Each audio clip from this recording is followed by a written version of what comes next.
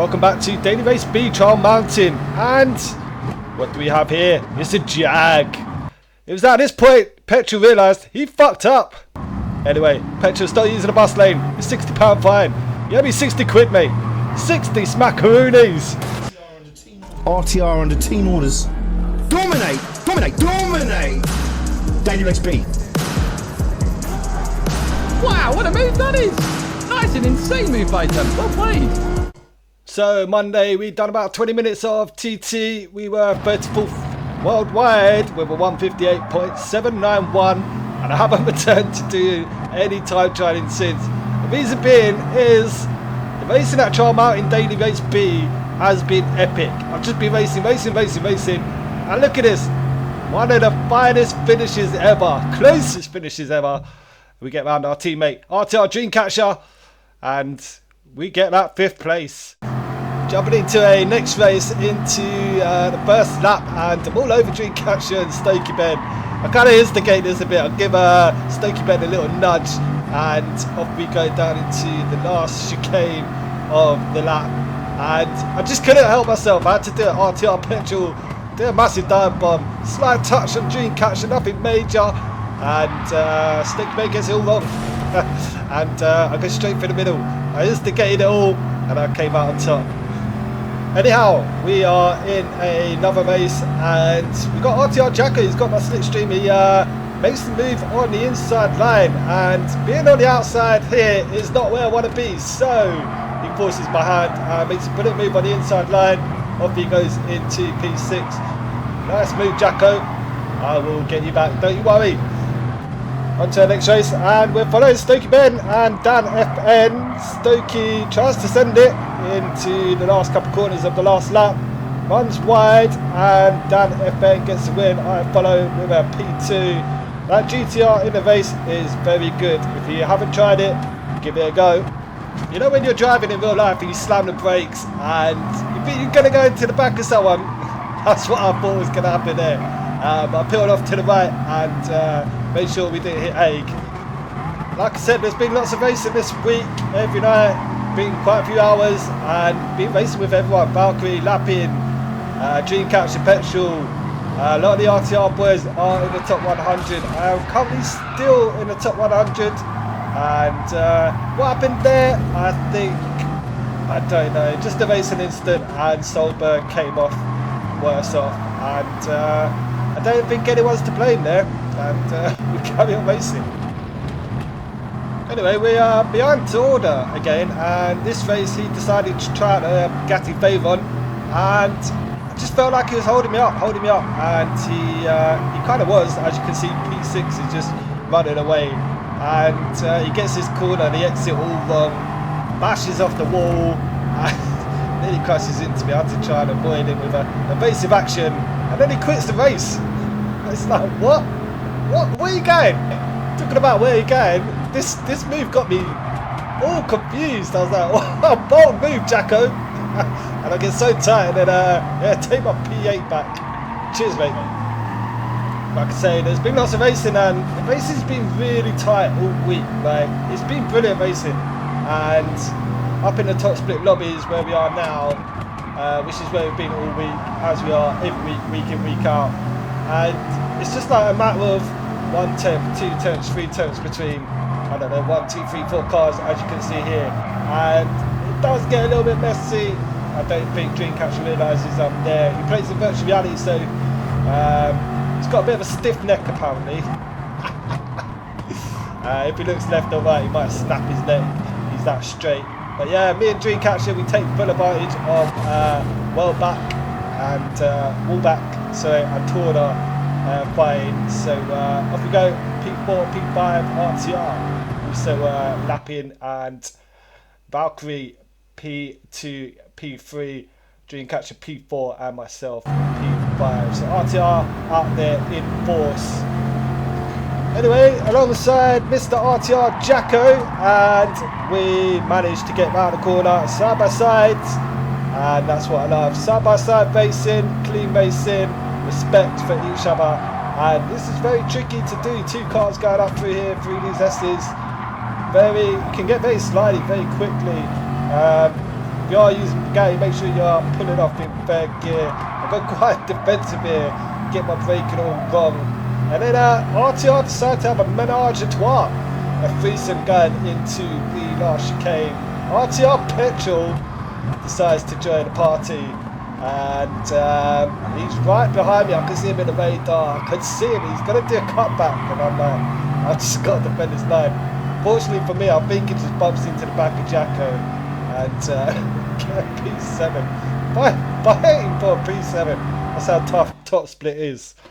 Anyway, jumping into another race and following Stake Ben, and it's been like this for 4 laps, and Key decides to dive bomb straight down here, and at this point he forces me to the point where I have to pull out. And with YouTubers, you get to a point where you just think, you know what, just go, I can't be bothered. You've got a whole army of people who are just probably going to cry or something.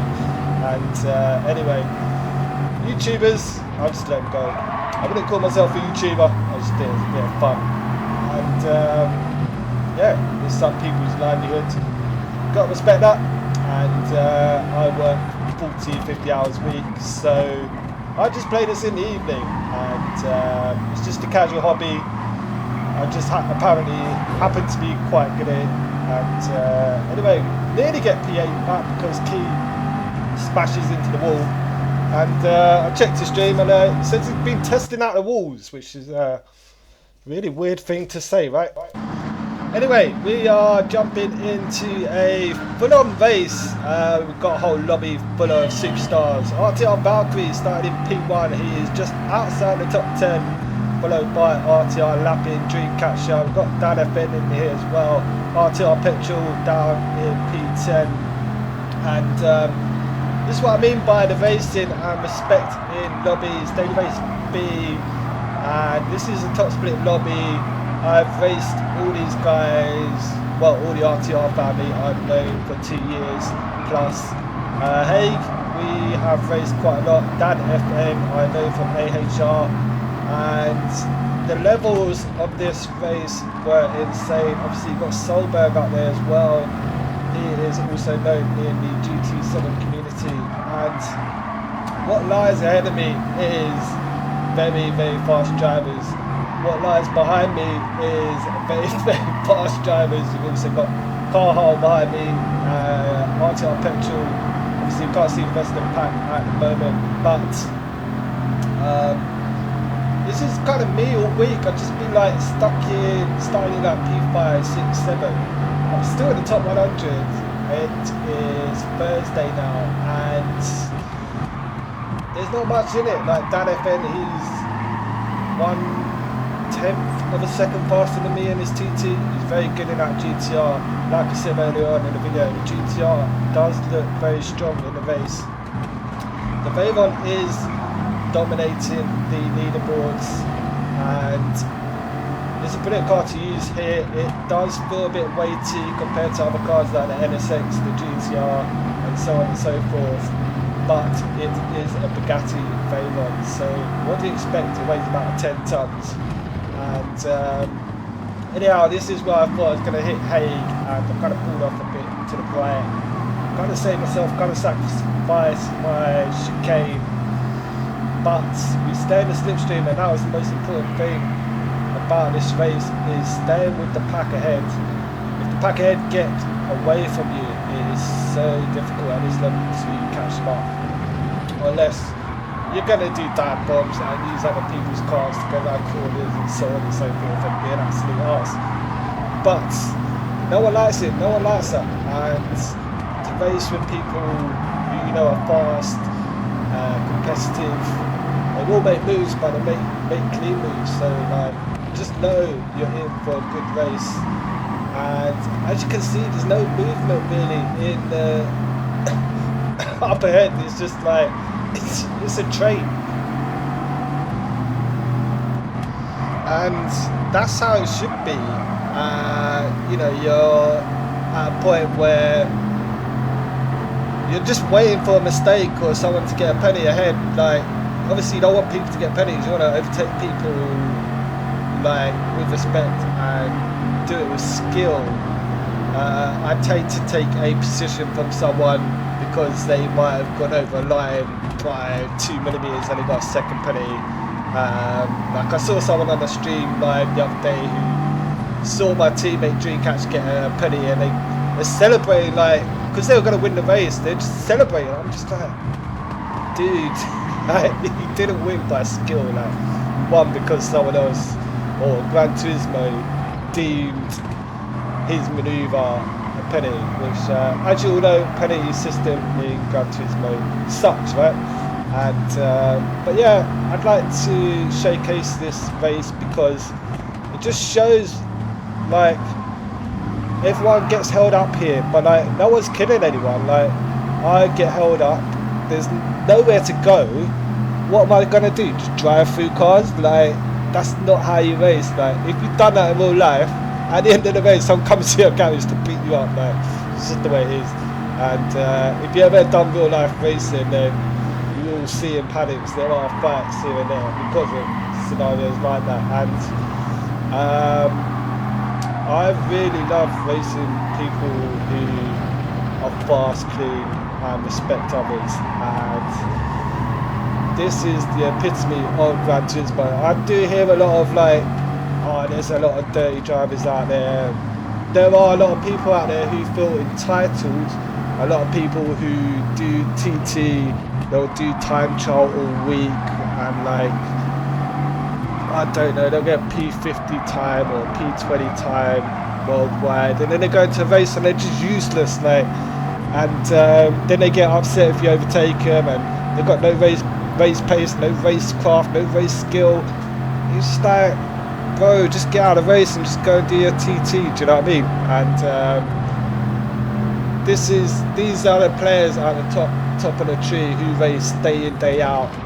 These are the guys like Dreamcatcher, Valkyrie, Dan FM, Hague, Petrol. They're out there every day. RTR Jacko, like racing every day. So my money would be on them to win races rather than someone who just does TT. Do you know what I mean? So yeah, it does make you a lot faster, I think, as well. Like you can go and do TT all you like, but I believe races are where you really gain a lot of pace. And you see what other people do, you see other mistakes, you see it's like, because we're in a top split, I noticed little things like he's braking like half a tenth earlier or half a tenth later, but as you can see, Dan gets a penalty, slots back into place, bump drafts.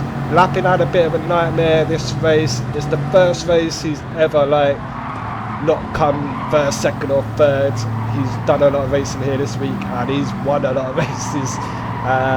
So shouts out to Lappin, and yeah, couldn't believe I won a race, beat Lappin in a daily race B.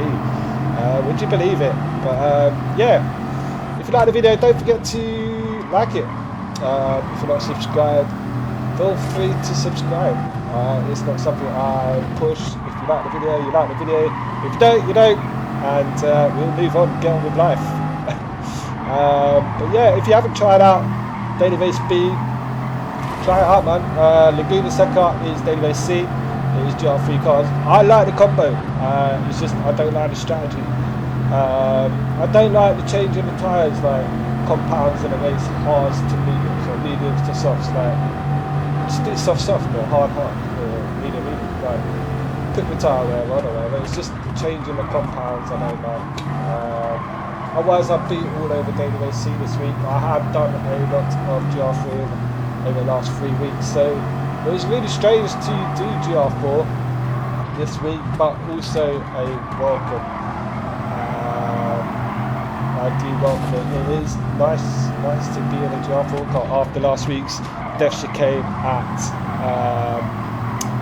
at the seaside. So yeah, Dragon Charles Seaside. That was great fun. Lots of wins, lots of racing. We got a top 100 time there, top 150 time there, and yeah, won a lot of races as well. Not many people done it. So a lot of people done time trials, but didn't actually race. So yeah, we are out charmating this week. We this is where I want to be.